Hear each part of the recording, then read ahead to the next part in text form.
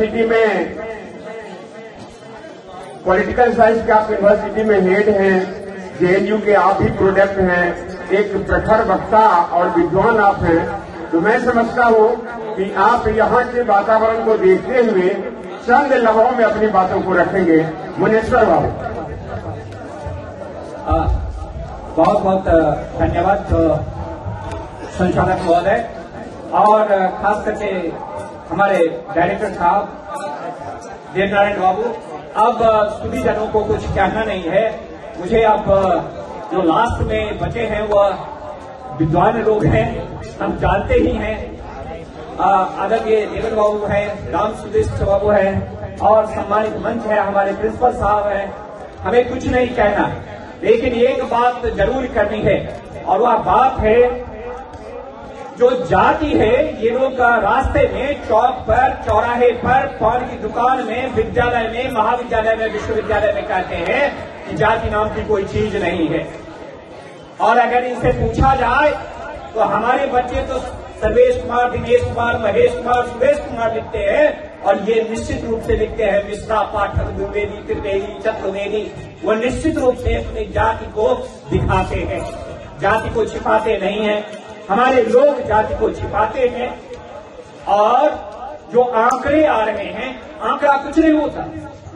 ये जो वैज्ञानिक सर्वेक्षण है, अगर कहा जाए कि प्रोफेसर मुनेश्वर यादव का टेम्परेचर 104 है, तो 104 आप टेम्परेचर तो कहते हो, टेम्परेचर कहने के बाद आप क्या करते हैं, पैरासीटामोल डालते हैं। तो आंकड़े क्या है, वैज्ञानिक तथ्य है, और सर्वेक्षण बिना आंकड़े का संभव नहीं है। कोई भी वैज्ञानिक अध्ययन आंकड़े के बिना संभव नहीं है। अगर आप कहते हैं कि ऐसे इस जिले में 3 प्रखंड है जिसमें पक्की सड़क नहीं है, तो आपको कहना पड़ता है कि 3 प्रखंड ऐसे हैं और वहां पर सड़क चाहिए। अब हो क्या रहा है कि यूएनडीपी का एक रिपोर्ट आई, उसने कहा कि भारत के पास गरीब कितने हैं इसके आंकड़े नहीं है। आप बताइए गरीब कैसे, किस दिन आपने डिसीजन लिया? अर्थशास्त्र वाणिज्य के विद्वान है हमारे प्रिंसिपल साहब। आप श्याम बाबू से पूछा जाए कि इस भारत सरकार को कैसे पता चला कि 80 करोड़ लोग गरीबी रेखा के नीचे हैं? सर्वेक्षण तो करवाया नहीं, आंकड़े तो है नहीं, तो ये 5 किलो अनाज देते कैसे हैं? क्योंकि 20 से 11 में सर जो आंकड़े हुए वो प्रकाशित नहीं हुए, उसके बाद आपने सर्वेक्षण करवाया नहीं। और ये सर्वेक्षण क्यों नहीं करवाना चाहते हैं? सर्वेक्षण इसलिए नहीं करवाना चाहते हैं कि उनको हिंदू को एक करना है। अब उनसे जब पता चला कि हिंदू धर्म नाम की कोई चीज नहीं है, हिंदू शब्द है ही नहीं, सिंधु से निकला, ये गाली है, ग्लोज है। जब ये कहने लगा कि हमारा सनातन धर्म है, साहब इनका सनातन धर्म है, तो सनातन तो एक परंपरा है। तो ये महात्मा बुद्ध की भी परंपरा है, कबीर की भी परंपरा है, नानक की भी परंपरा है, सूफी संतों की भी परंपरा है, और डॉक्टर भीमराव अम्बेडकर की भी परंपरा है। तो आप किस परंपरा की बात करते हो? आप जिस परंपरा की बात करते हो उस परंपरा के साथ हम नहीं है। और आपको यहां सर देवनारायण बाबू निराशाजनक बातें हो रही थी, मैं सुन रहा था। केवल 28 राज्यों में केवल सूबे बिहार है जो भारत के राजनीतिक इतिहास को बदलने से रोका है। केवल यहां से जो जनादेश जाता, 30 सांसद नहीं मिलता तो इनकी सरकार नहीं बनती। यह सरकार भारतीय जनता पार्टी की नहीं है, यह अल्पमत की सरकार है। ऐतिहासिक फैसले हुए, भूमि अधिग्रहण कानून को वापस लेना पड़ा, और इस देश का प्रधानमंत्री कहता है कि ऐतिहासिक भूल हुई। हमारे लोग 80% लोग किसान हैं, मजदूर हैं, दलित हैं, पिछड़े हैं, गंदी बस्ती में रहते हैं, इलाज की सुविधा नहीं है, और तब आप कहते हो कि हिंदू एक हो जाओ। मैंने कहा सर्वेश बाबू हमारे मंच पर थे, हमने कहा कि जब तक जातियां टूटेगी नहीं, हिंदू एक हो नहीं सकता है, आप हिंदू को एक कर नहीं सकते हो। राष्ट्रीय आंकड़े देवनारायण बाबू इस बार 46.4% वोट मिला इनको और 465 ऐसे सीट है जिस पर आंकड़े जो गिनती की गई वोट की और जो वोट डाले गए उसमें कोई तालमेल नहीं है। यह धोखे की सरकार है, यह डर की सरकार है, यह मतदान के चोरों की सरकार है। और आप बताइए अगर 465 सीट में ऐसा हुआ और अंतर जो है इंडिया गठबंधन और एनडीए गठबंधन में 44.4% और 46.4%, 2% का फासला है। और तो और 28 राज्यों में से केवल बिहार आपका साथ देता तो इस देश का राजनीतिक इतिहास बदल जाता। कौन इसको बताए?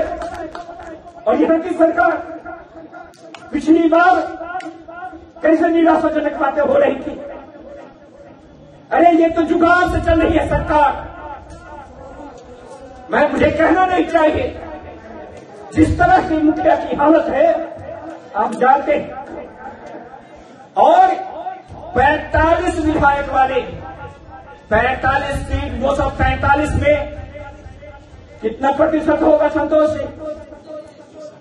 20%, 22% और 20% वाले बहुमत में है 15, 17, 18 वर्षों से। और ये भारतीय जनता पार्टी की मजबूरी है इस सरकार को ढोके रहे। उसमें हिम्मत नहीं है कि अकेले लड़े। और भारतीय जनता पार्टी अगर बिहार में अकेले लड़ेगी तो राजनीति में तिनके की तरह निकल जाएगी, ये मैं कह देता हूं। इसलिए चट्टानी एकता की जरूरत है।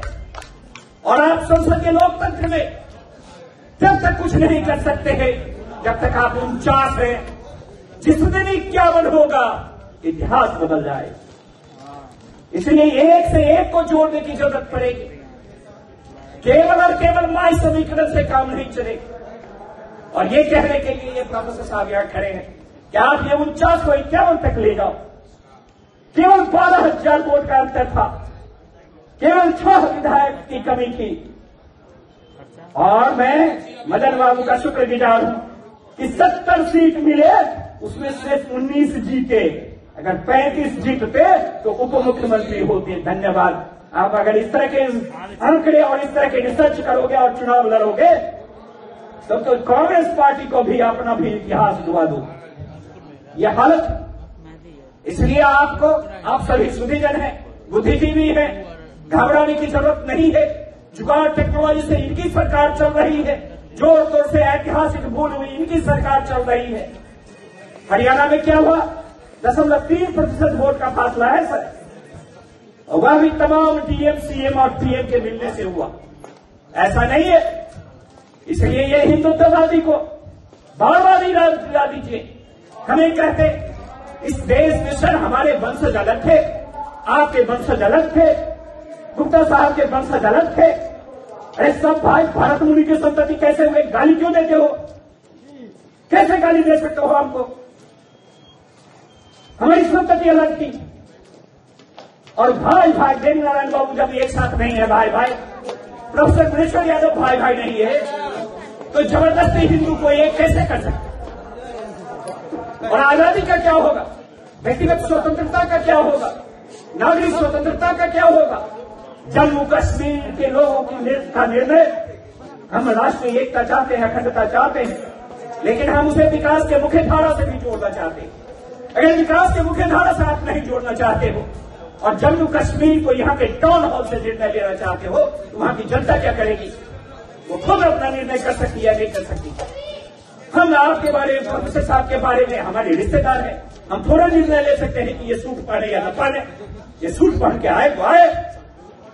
अरे भाई आप निर्णय क्यों लेते हो? ये व्यक्तिगत स्वतंत्रता का सवाल है। और जब हम व्यक्तिगत स्वतंत्रता की बात करते हैं तो जॉन स्टुअर्ट मिल को पढ़ते हैं। और जॉन स्टुअर्ट मिल ने एक किताब लिखी ऑन लिबर्टी।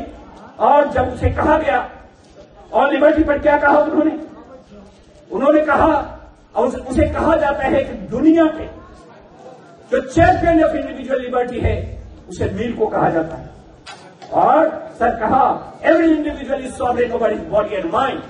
अपने मस्तिष्क पर, अपने शरीर पर हर एक व्यक्ति सुप्रीम पावर रखता है। तो ये निर्णय करने वाले, इनको बहुत अच्छा लगता है जब बॉम्ब लिफ्टिंग होती है, यहाँ लोगों को घसीट कर सड़क पर मारा जाता है तो, और जब कनाडा में पीटने लगता है, जब बांग्लादेश में पीटने लगता है, तो हर एक फिजिक्स कहता है, हर एक एक्शन का रिएक्शन होता है। गल्फ कंट्री से पेट्रोल लेते हो, इसलिए आपको सारी चीजों को समझना है, गंभीरता से बातें करनी है, और आप एकता को बढ़ाएं, इसे 51 तक ले जाएं, और आगे इतिहास आपका है, आपका इतिहास सर्टिन है, सुरक्षित है। ये तो केवल जुगाड़ टेक्नोलॉजी की सरकार है, ये अधिक दिनों तक चलने वाली नहीं है। वैसे भी 70 पार कर चुके हैं प्रधानमंत्री। आपने मुझे सुना, बहुत बहुत धन्यवाद। मैं फिर आऊंगा आपके लिए।